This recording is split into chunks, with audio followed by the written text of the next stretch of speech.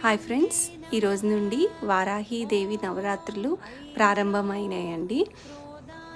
ఈరోజు నుండి జూలై 4 వరకు వారాహీదేవి నవరాత్రులు జరుగుతున్నాయి. అమ్మవారికి ఎంతో ఇష్టమైన ఎర్రటి పూలతో, ఎర్రటి అక్షంతలతో, ఎర్రటి పండ్లతో, ఎర్రటి ఒత్తులు వేసి ఆవ నూనెతో దీపం పెడితే చాలా మంచిదండి. అమ్మవారికి ఏ నైవేద్యాలు ఇష్టమో మనం ఏమి పెట్టాలో కూడా నేను వీడియోని అటాచ్ చేస్తానండి, ఒకసారి చూడండి.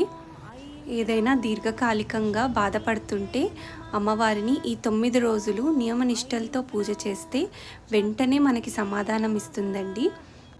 అమ్మవారికి పంచదీపం మట్టి ప్రమిదలో కూడా చాలా ఇష్టం.